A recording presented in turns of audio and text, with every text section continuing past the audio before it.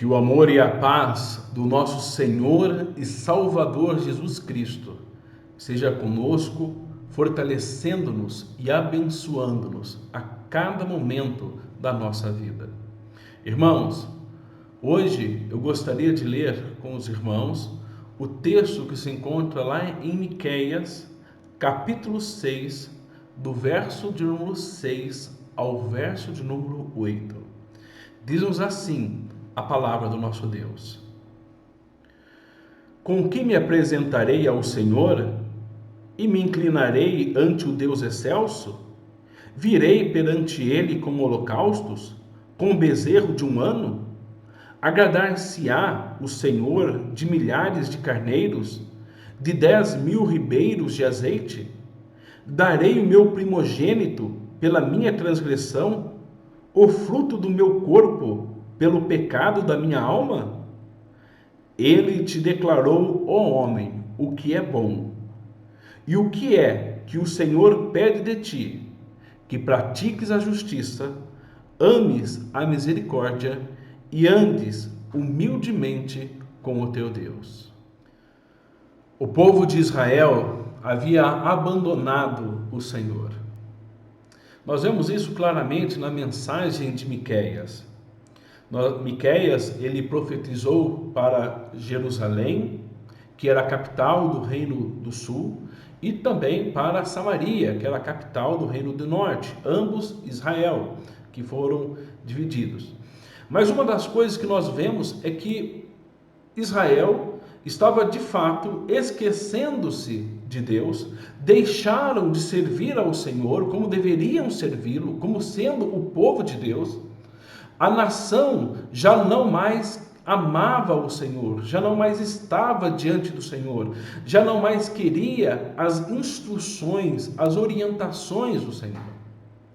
Deus, aqui no capítulo número 6, ele fala para o povo, lá no verso número 3, diz assim: povo meu, o que tenho te feito? E com que te enfadei? Responde-me. Deus está falando: o que eu fiz?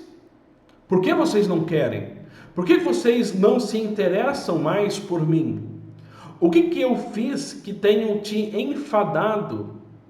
Na verdade, no verso número 4 até o verso número 5, Deus começa a falar dos grandes livramentos que ele fez para com o povo de Israel.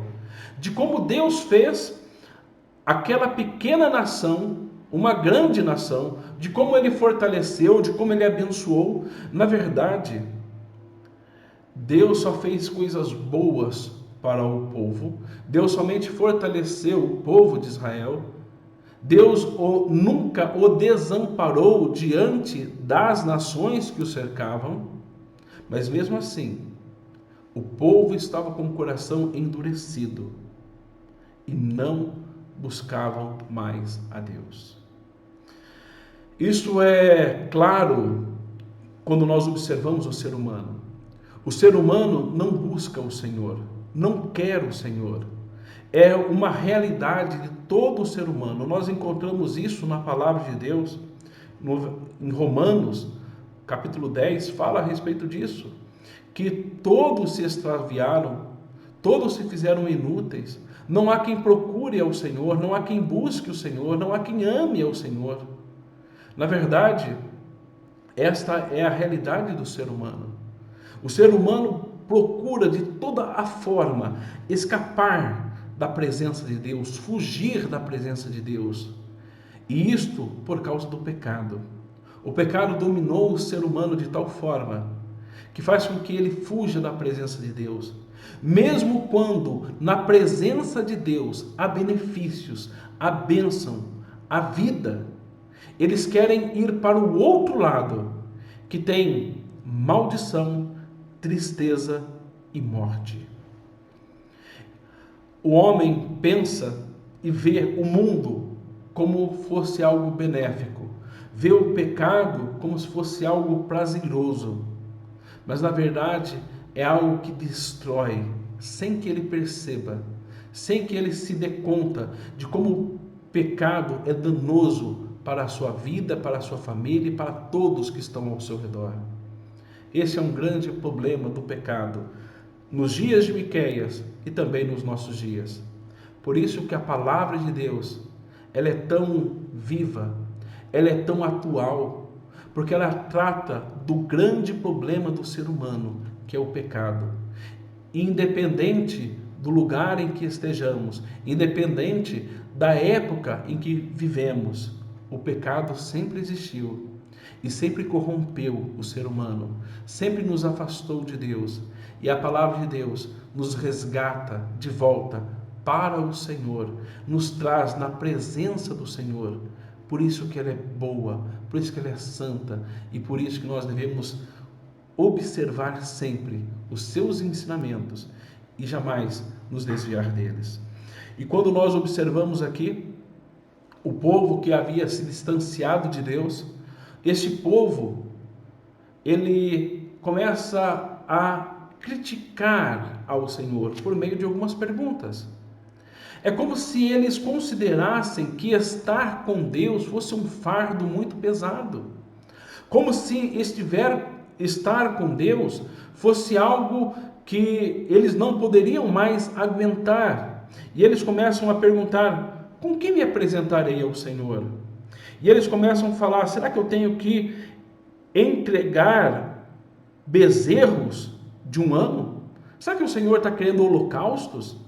E lá no verso número 7, será que eu tenho que colocar milhares de carneiros, fazer o sacrifício de milhares de carneiros, ou derramar 10.000 ribeiros de azeite? O que o Senhor quer de mim? E eles ainda continuam dizendo: será que o Senhor quer a vida do meu primogênito pelo pecado da minha alma? É isso que o Senhor quer? É interessante que quando o povo em pecado começa a falar a respeito de Deus, eles começam a falar: Deus está pedindo algo que é muito mais do que nós podemos dar. Mas Deus não pedia isso. Deus não pediu os holocaustos. Deus não estava pedindo holocaustos. Deus não estava pedindo ribeiros de azeite, milhares de cordeiros. Deus nunca e jamais pediu para que alguém entregasse seu próprio filho pelo seu pecado. Isto era o que os deuses das outras nações pediam, não o Senhor. É interessante que quando as pessoas começam a se afastar de Deus, elas começam a medir a Deus de acordo com suas próprias medidas. Elas começam a ver Deus conforme elas são e criam um Deus falso para si, não o Deus da Bíblia. Elas começam a idolatrar a si mesmo e se afastam de Deus. Deus jamais pediu para o povo algo que eles não pudessem fazer. E lá no verso número 8, o Senhor declara o que de fato ele pede. E ele fala assim: ele te declarou, ó homem, o que é bom. E o que o Senhor pede de ti? Que pratiques a justiça, que ames a misericórdia e que andes humildemente com o teu Deus. Deus não estava pedindo sacrifícios, mas estava pedindo uma vida justa, uma vida que amparasse o órfão e a viúva, que cuidasse daquele que era pobre, daquele e fizesse a justiça sem receber suborno. O que Deus estava falando? Para que se amasse a misericórdia, cuidar dos necessitados, cuidar daqueles que estão enfraquecidos, amar e protegê-los em todos os momentos, e uma vida santa, andar humildemente com o teu Deus. Leitura, meditação da palavra de Deus. É isso que o Senhor pede. É isso que Deus quer de cada um de nós.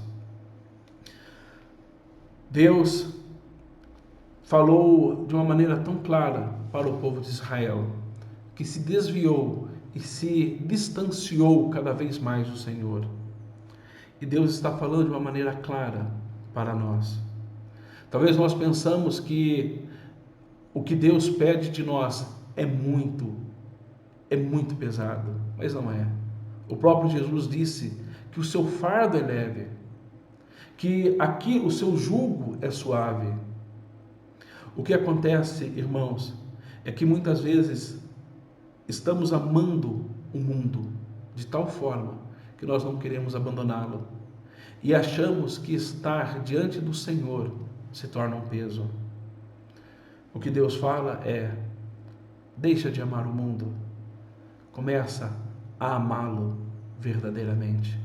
Entregue de fato a sua vida, o seu coração ao Senhor. Viva para Ele, viva para a glória dEle, porque é isso que o Senhor requer de cada um de nós. E é isto o que Ele cobrará no último dia de cada um de nós. Que Deus esteja assim nos abençoando e fortalecendo-nos com a sua palavra. Vamos orar? Santo e eterno Deus, nós somos gratos por todas as bênçãos que o Senhor tem nos dado. Pedimos, Senhor, que nós não nos distanciemos de Ti, que nós não nos afeiçoemos ao mundo, não nos apeguemos ao mundo, a ponto de distanciarmos da Tua graça, do Teu poder, da Tua glória, mas que nós estejamos firmados na Tua palavra e estejamos prontos para cumprir os Teus mandamentos, aonde quer que estivermos. Esta, Senhor, é a oração que fazemos, no nome santo do Teu Filho amado Jesus, o nosso Senhor.